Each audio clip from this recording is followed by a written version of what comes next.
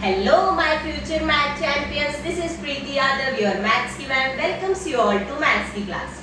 हाँ जी बच्चों, कैसे हैं आप सभी? आई होप आप सब बहुत अच्छे होंगे, सुरक्षित होंगे, अपने घर पर होंगे और आपकी पढ़ाई भी बहुत अच्छी चल रही होगी. आज हम स्टार्ट करते हैं अपना इंट्रोडक्शन के पार्ट को, आगे लेकर चलते हैं. पिछली वीडियो में हमने जीरो ऑफ पॉलिनोमियल तक अपना इंट्रोडक्शन कर लिया था. आज हम long division method, remainder theorem, factor theorem, algebraic identities ये सब करेंगे और अपने इंट्रोडक्शन के पार्ट को समाप्त करेंगे. आइए वीडियो को शुरू करते हैं. हाँ जी, so our next topic is long division method. इसमें हमें एक पॉलिनोमियल को दूसरे पॉलिनोमियल से डिवाइड करना है. आइए देखते हैं कैसे. Find the remainder when 3x cube minus 4x square minus 8x plus 5 is divided by x minus 2. इसमें एक ये पॉलिनोमियल है, एक ये पॉलिनोमियल है. दोनों को डिवाइड करना है और क्या निकालना है? रिमाइंडर. तो अपना जैसे नॉर्मली डिवाइड करते हैं उसी तरीके से करेंगे और इस मेथड को हम बोलते हैं लॉन्ग डिवीजन मेथड. तो दिस इज आवर डिविडेंड. इसको अंदर रखेंगे. 3x cube plus 4x square minus 8x plus 5. This is our divisor. इसको बाहर रखेंगे. अब कैसे डिवाइड करते हैं देखो. मुझे x को 3x क्यूब बनाना है. x को मुझे 3x क्यूब बनाना है. तो किससे मल्टीप्लाई करूं मैं इस x को? 3x स्क्वायर से मल्टीप्लाई कर दूं. अगर 3x स्क्वायर से इस x को मल्टीप्लाई करूंगी क्या बनेगा? 3x क्यूब बन जाएगा. तो 3x स्क्वायर से इस पूरे डिवीजर को मल्टीप्लाई कर देते हैं. किस पर जाएगा? 3x square. करके देखो x minus 2 को 3x स्क्वायर से मल्टीप्लाई क्या आ रहा है? 3x क्यूब minus 3 2 जा 6x स्क्वायर. तो क्या आया? 3x cube minus 6x square. अब इसके साइन इंटरचेंज करेंगे. ये 3x क्यूब प्लस का है, माइनस का हो जाएगा. ये माइनस का है, ये प्लस का हो जाएगा. एक प्लस का एक माइनस का कैंसिल हो गए. क्या बचा? Plus 4x square plus 6x square 10x square. और जो बच गया उसको एज इट इज नीचे उतार दो. नाउ इस x को किससे मल्टीप्लाई करूं कि 10x स्क्वायर बन जाए? 10x से कर दूं तो प्लस 10x. तो इस पूरे डिवीजर को 10x से मल्टीप्लाई करेंगे. क्या आएगा? 10x square minus 20. ये 20 सॉरी हमने 10x स्क्वायर से 10x से मल्टीप्लाई करा है. x square minus x minus 2 को. तो 10x स्क्वायर माइनस 20x. तो ये माइनस का 20x. Sign interchange. ये माइनस का ये प्लस का हो जाएगा. कट गया. माइनस 8 प्लस 20 कितना आया? 12x plus 5. अब इस x को किससे मल्टीप्लाई करूं कि 12x बन जाए? 12 से तो प्लस का 12. क्या बन गया? 12x. और 12 माइनस 12 को 2 से करेंगे तो 24. माइनस का ये प्लस का कैंसिल. 24 प्लस 5 29. तो हमारा रिमाइंडर क्या आया? 29. समझ में आया लॉन्ग डिवीजन मेथड? अब तुम बोलोगे मैम कितना हार्ड है, बार बार इसको इतना बड़ा बड़ा डिवाइड करेंगे सिर्फ एक रिमाइंडर निकालने के लिए, सिर्फ छोटा सा रिमाइंडर निकालने के लिए. कुछ आसान मेथड है तो बता दो. जी बिल्कुल है आसान मेथड. तो इस रिमाइंडर को निकालने के लिए अगर तुमसे क्वेश्चन में पूछा है कि बाय लॉन्ग डिवीजन मेथड तो तुम्हें यही करना पड़ेगा और अपना ये रिमाइंडर निकालना पड़ेगा. अगर पूछा है सिर्फ रिमाइंडर निकालो और 2 नंबर का क्वेश्चन है तो इतना बड़ा करने की जरूरत नहीं है. उसके लिए हमें पढ़नी है रिमाइंडर थ्योरम. बहुत आसानी से रिमाइंडर निकल जाएगा. आइए पढ़ते हैं रिमाइंडर थ्योरम. हाँ जी, so our next topic is reminder theorem. क्या कहते हैं रिमाइंडर थ्योरम? आइए पढ़ते हैं. Let px be any polynomial of degree greater than or equal to 1. तुम्हारे पास एक पॉलिनोमियल है जिसका नाम है px. px क्या होता था? पॉलिनोमियल इन x वेरिएबल. ठीक है, px से हम डिनोट करते थे ना, जनरल फॉर्म ऑफ पॉलिनोमियल पढ़ी थी. अगर पॉलिनोमियल की डिग्री ग्रेटर देन और इक्वल टू 1 है. डिग्री क्या होती है? Highest power of variable. ठीक है, एंड a भी यानी नेचुरल नंबर और a कोई भी तुम्हारे पास नेचुरल नंबर है.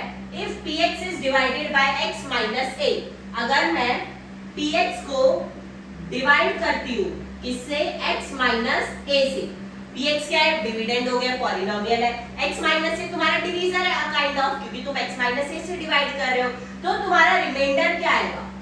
Reminder will be equal to, remainder is equal to p of a.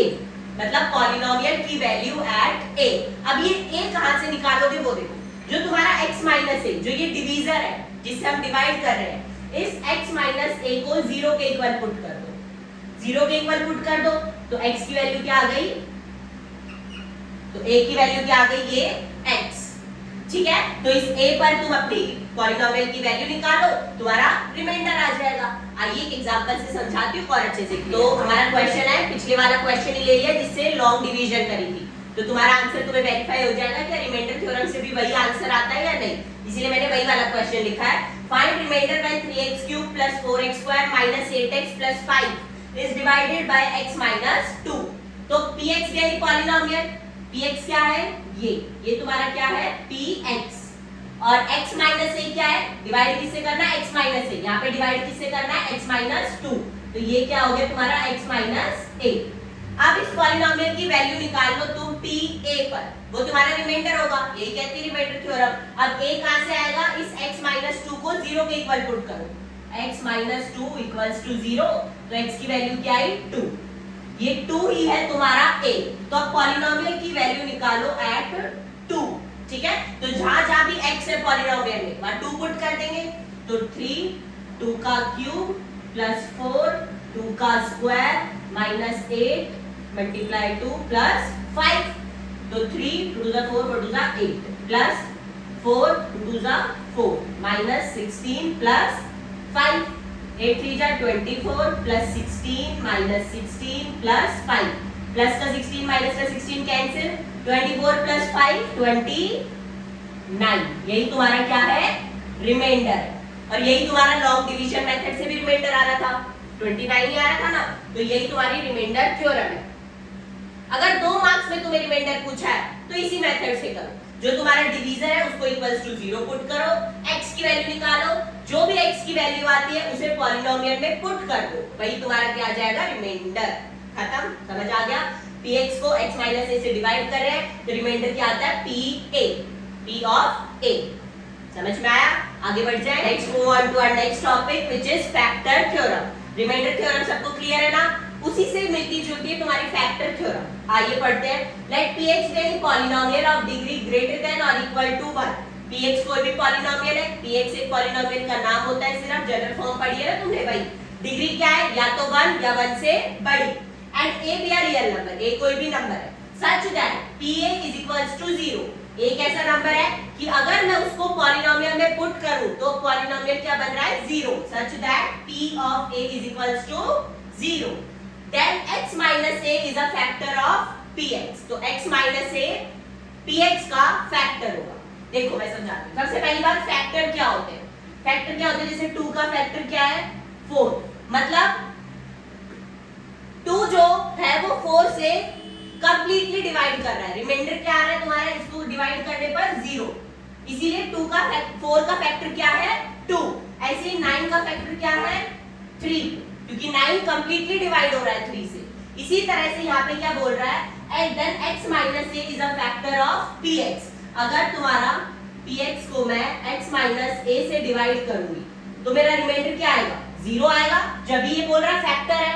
अब रिमाइंडर क्या आता था जब मैं डिवाइड करती थी, क्या रिमाइंडर आता था, जो रिमाइंडर थ्योरम में पढ़ा है, रिमाइंडर तो मेरा आता था p of a, इसका मतलब p of a he is equals to 0 आए, यही तुम्हारी फैक्टर थ्योरम है, ठीक है। क्या बोल रहा है, अगर तुम px को x माइनस a से डिवाइड करोगे तो तुम्हारा रिमाइंडर जो है वो 0 आएगा, और रिमाइंडर क्या आता था, p of a, तो p of a ही तुम्हारा 0 आ जाएगा। इसका मतलब x माइनस a क्या है, वो फैक्टर है px का, मतलब उसको कंप्लीटली डिवाइड करेगा। अगर क्वेश्चन में पूछ लिया एग्जामिन वेदर ऐसे x minus a is a factor of px, तो क्या निकालोगे, पॉलिनोमियल की वैल्यू चेक करोगे a पर, अगर वो 0 आ रही है तो वो फैक्टर होगा, 0 नहीं आ रही वैल्यू तो फैक्टर नहीं होगा, सिंपल। समझ में आया। इसका कन्वर्स भी ट्रू है कि if p of a is equals to 0 then x minus a is a factor of px, ठीक है। कन्वर्सली इसका कन्वर्स भी ट्रू है, if pa is equals to 0 then x minus a is a factor of px। Got it, समझ में आया क्या है factor theorem. Remainder theorem, factor theorem एक जैसी सी लग रही है ना, कोई दिक्कत वाली बात नहीं है, इनमें एकदम इजी है कि कैसे चेक करोगे कि जो x माइनस है वो फैक्टर है px का। अगर तुम्हारा p ऑफ a 0 आ रहा है तो वो फैक्टर है, बस कितनी बात ध्यान रखनी है। समझ में आया। एक एग्जांपल देखो और क्लियर हो जाएगा। आइए इस एग्जांपल को देखते हैं और अच्छे से क्लियर होगी factor theorem. Examine x + 2 is a factor of px x³ + 3x² + 5x + 6। तुम्हें एक पॉलिनोमियल दे रखा है p ऑफ x क्या है, x³ + 3x² + 5x + 6। ये तुम्हें एक पॉलिनोमियल दे रखा है, तुम्हें चेक करना है क्या x + 2 इसका फैक्टर है या नहीं। फैक्टर है का मतलब क्या ये इसको कंप्लीटली डिवाइड करेगा या नहीं, ये तुम्हें चेक करना है। पर बिना डिवाइड करे चेक करो, क्योंकि इतना टाइम थोड़ी रहेगा एग्जाम में, तुम इसको लॉन्ग डिवीजन करोगे, रिमाइंडर चेक करोगे आ रहा है 0 है नहीं। तो देखो जो ये डिवीजर है जिसको पूछा है कि ये फैक्टर है या नहीं, इसको 0 के इक्वल पुट करो। x की वैल्यू क्या है यहाँ से -2। अब पॉलिनोमियल की वैल्यू निकाल लो -2 पर, तो पॉलिनोमियल की वैल्यू एट -2 यानी जहां x है वहां -2 पुट कर दो।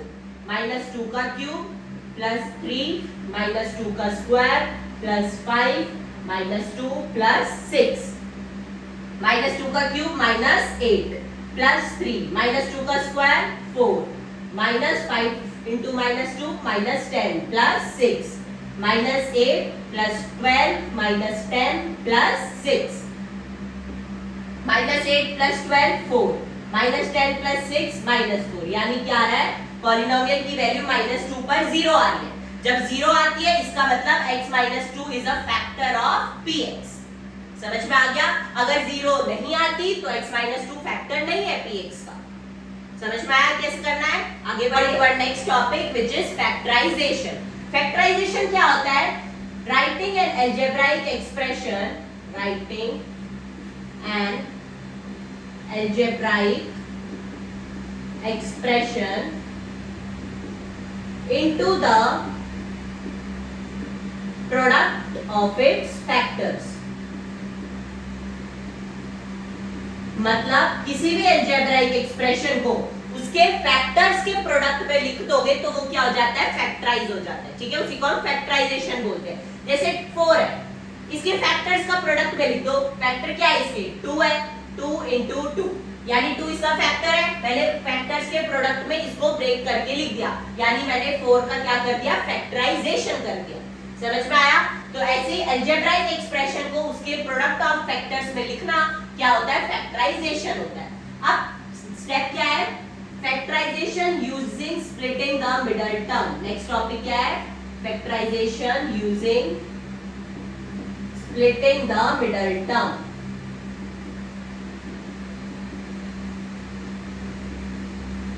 ठीक है, जैसे देखो तुम्हारे पास अलजेब्राइक एक्सप्रेशन है 12x² - 7x + 1। This is your algebraic expression. Algebraic expression तुम्हें इसको फैक्टर्स के प्रोडक्ट में लिखना है। कैसे निकालोगे इसके फैक्टर, इसके फैक्टर हम निकालते हैं स्प्लिटिंग द मिडल टर्म से। अभी स्प्लिटिंग द मिडल टर्म क्या बोला है, देखो ये स्प्लिटिंग द मिडल टर्म जब तक तुम मैथ्स पढ़ोगे 11th 12th 10th engineering MSc कर लो, प्रोफेसर बन जाओ, कुछ भी करोगे, मैथ्स जब तक तुम पढ़ोगे ये स्प्लिटिंग द मिडल टर्म तुम्हें बहुत काम आने वाला है। तो इसको एकदम ध्यान से समझना, एकदम फोकस के साथ समझना, क्योंकि 10th के बच्चों को बहुत दिक्कत होती है इसको फिर से करने में। दोबारा आएगा splitting the middle term quadratic वाले चैप्टर में, तो इसको अच्छे से समझो ताकि आगे दिक्कत ना हो। ठीक है, देखो स्प्लिटिंग द मिडल टर्म मतलब जो ये मिडल टर्म है -7x, इसे मुझे 2 नंबर में ब्रेक करना है, स्प्लिट करना है। कैसे 2 नंबर में ब्रेक करना है कि उनका सम क्या है, -7x, यानी जो मिडल टर्म है वो उनका सम है और उनका प्रोडक्ट क्या है, constant multiply coefficient of x²। उनका प्रोडक्ट क्या आना चाहिए, कांस्टेंट, जो पीछे कांस्टेंट है उसका मल्टीप्लिकेशन x² के कोफिशिएंट के साथ, यानी 1 × 12 = 12 क्या आना चाहिए, प्रोडक्ट आना चाहिए। ठीक है, और सम करके क्या आना चाहिए, -7। सोचो ऐसे 2 नंबर जिनको मल्टीप्लाई करूं तो 12 आ जाए और प्लस या माइनस करूं तो -7 आ जाए। कौन से 2 नंबर है ऐसे, 4 और 3। 4 3 को मल्टीप्लाई करोगे 4 3 = 12 और इन दोनों को ऐड करोगे तो 7 आएगा। अब साइन चेक करने मुझे कैसे चाहिए, माइनस का 7 और प्लस का 12, तो माइनस माइनस लगा दूं, -4 -3 प्लस करोगे -7, -4 × -3 मल्टीप्लाई करोगे तो प्लस का 12, यही मेरे को चाहिए था। अब मैं मिडिल टर्म को ब्रेक कर रही हूँ तो उसके साथ x लगा हुआ है तो इनके साथ भी x लगा देंगे, ठीक है। तो इन दो टर्म्स में मेरी मिडिल टर्म ब्रेक हो गई। अब इसको लिखना कैसे है, 12x² as it is minus 7x की जगह ये दो नंबर लिख दो, minus 4x minus 3x plus 1। अब इन दोनों में से कॉमन लो और पीछे वाले दोनों में से कॉमन निकाल लो। क्या कॉमन आ रहा है सिर्फ 4x, बचा क्या 3x माइनस 1, यहाँ से माइनस 1 कॉमन आ रहा है, 3x बाहर माइनस है तो अंदर वाला साइन बदल जाएगा, ठीक है। अब ये 3x माइनस 1 3x माइनस 1 ये भी कॉमन आ रहा है, इसको भी बाहर निकाल लो, 3x माइनस 1 बचा क्या 4x, ये बाहर आ गया माइनस 1 बचा 4x माइनस 1। तो 12x² माइनस 7x प्लस 1 को मैंने उसके फैक्टर्स में ब्रेक करके लिख दिया 3x माइनस 1 एक फैक्टर, दूसरा फैक्टर 4x माइनस 1।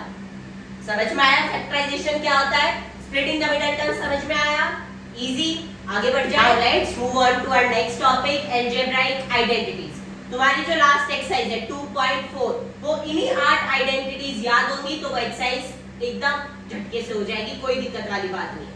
इनको याद कर लो, पूरी की पूरी एक्सरसाइज जो इतनी लंबी एक्सरसाइज तुम्हें दिख रही है उसमें कितने 15 के आसपास क्वेश्चंस हैं, सारे इन्हीं 8 आइडेंटिटीज पे बेस्ड है। तो ये आठों की आठों तुम्हें याद करनी है, x + y का whole square x² + y² + 2xy, x - y का whole square x² + y² - 2xy, x² - y² x + y x - y। तुम्हें आठों की आठों एज इट इज याद करनी है, फिर इन्हें क्वेश्चंस में लगाना हम एक्सरसाइज में ही सीख लेंगे, बस ये लर्न करके आना जब हम वो एक्सरसाइज करेंगे तब, ठीक है।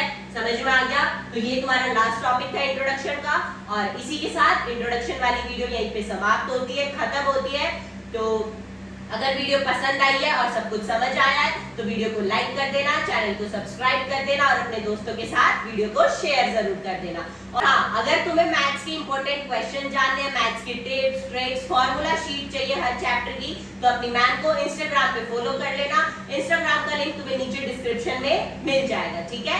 मिलते हैं बहुत जल्द नेक्स्ट वीडियो में, अपनी 2.1 स्टार्ट करेंगे। और इंट्रोडक्शन वाली वीडियो को अच्छे से देखकर आना, पार्ट 1 को बहुत काम आने वाली है 2.1 2.2 में, ठीक है। तो लेते हैं आपसे अलविदा, बहुत जल्द मिलते हैं नेक्स्ट वीडियो में 2.1 के साथ। तब तक के लिए good bye, take care, Radhe Radhe, bye bye.